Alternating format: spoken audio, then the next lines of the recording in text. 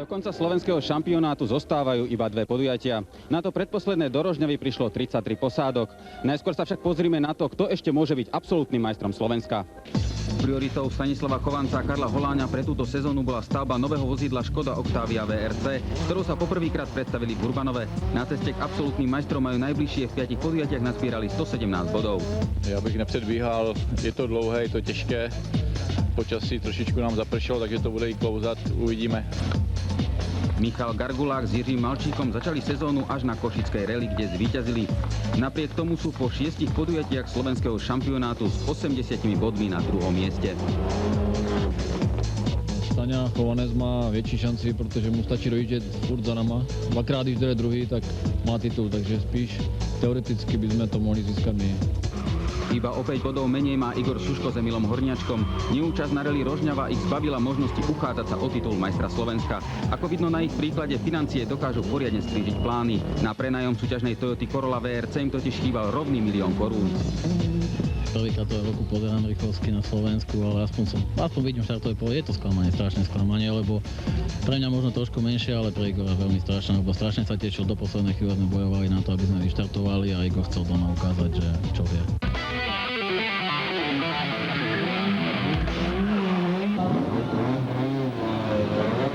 V prvej etape rožňavskej rally sa jazdili iba 4 rýchlostné skúšky s celkovou dĺžkou 38 km.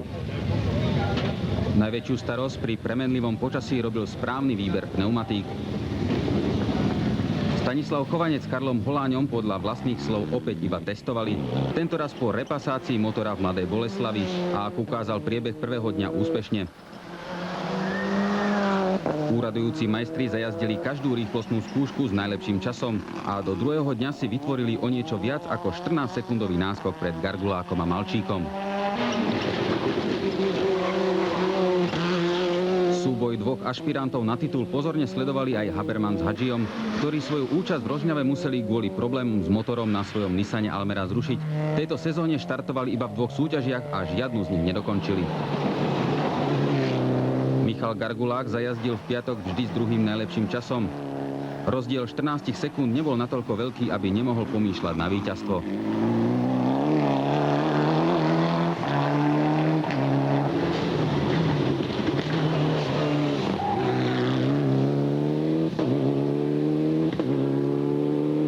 Zatím všechno funguje podle našich předpokladů, takže jsme moc rádi.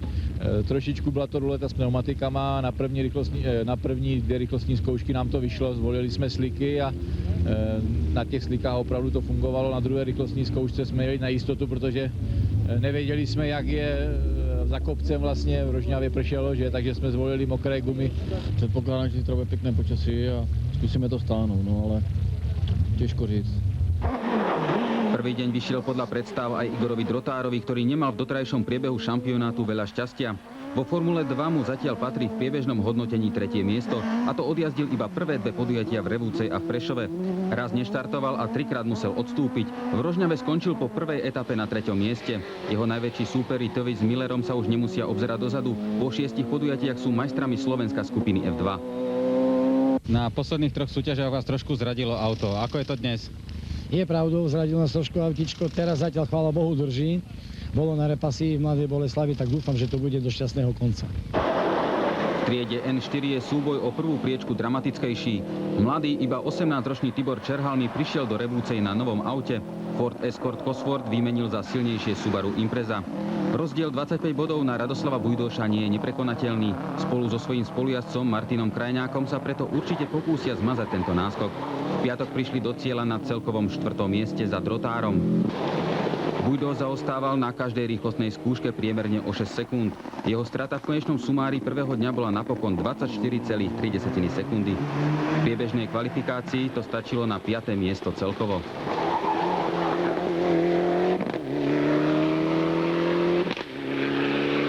Obuli sme intermédia pneumatiky, že ani suchá, ani mokrá, taká polovičná zmes. No a bolo aj mokro, aj sucho, aj šotolina, čiže myslím si, že sme obuli dobre. No a trať bola pekná a rýchla. Po technickom preberaní sa nám rozpadlo turbo. Nejakým spôsobom sme tu zohnali z civilného auta turbo, ktoré je možné do tohto auta namontovať. Chlapci robili 3 hodiny v kuse, čiže idem svoje maximum, proste robím, čo môžem. etapa bola oproti predošlej náročnejšia. 7 rýchlostných skúšok v celkovej dĺžke 103,25 km. Spolu so spojovacími úsekmi takmer 409 km. Divácky najatraktívnejší bol mestský okruh v uliciach Rožňavy. Početné divácké kulisy sledovali predovšetkým súboj prvých dvoch posádok. Stanislav Chovanec kontroloval priebeh súťaže. Jeho tlak na plynový pedál už nebol taký badateľný ako v predošlej etape. Zvíťaziť dokázal iba v záverečných dvoch rýchlostných skúškach. Vynikajúce tempo nasadil Gargulák s Malčíkom. Po každej rýchlostnej skúške sťahovali 14-sekundový Chovancov náskok. Zvíťazili v každej vložke okrem dvoch posledných. To v konečnom sumári znamenalo prvenstvo posádky Matador Rally týmu Chovanec Holáň o 1,6 sekundy. Michal Gargulák s Jiřím Malčíkom tak získali celkovo druhé miesto, čo znamená, že v súboji o absolútny primát vzrastol rozdiel na vedúcu posádku Chovanec Holáň o ďalších 10 bodov. Hypotetická šanca na zisk titulu tu však stále ešte je a v Tatrách sa môžeme dočkať prekvapenia.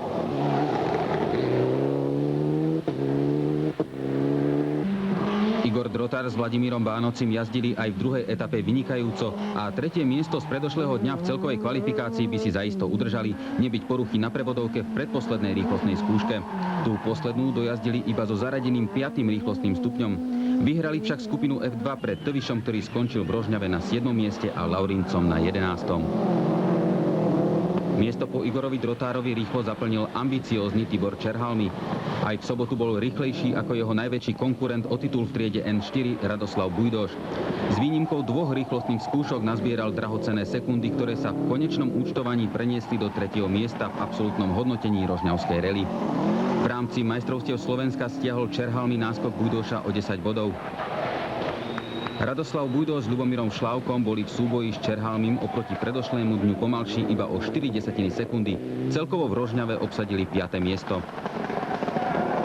Po Drotárovi, Suškovi a Tošovskom patrilo víťazstvo na 4. ročníku rally Rožňava posádke Chovanec Holáň, ktorá s veľkou pravdepodobnosťou obhájí titul majstrov Slovenska.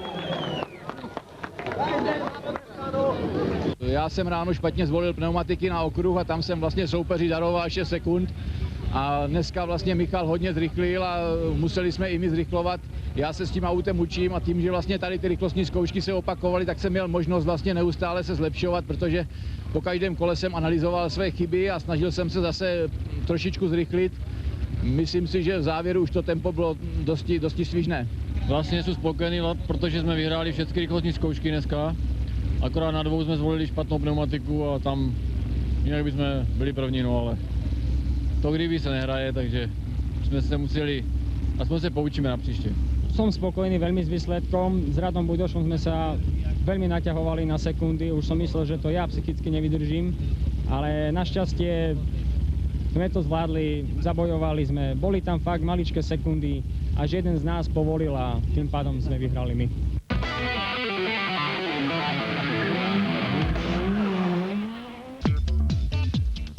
Posledné a rozhodujúce podujatie slovenského šampionátu Bozreli 2000 sa odjazdí 17. a 18.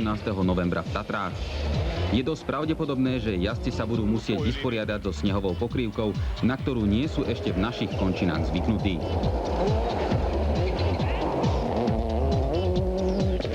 Pojedeme určitě rally Tatry, pokud nebude sníh, no. Kdyby byl sníh, tak nevím, jak to uděláme, protože nemáme na to sněhový podvozek, ale něco musíme vymyslet, nevzdáváme se ještě.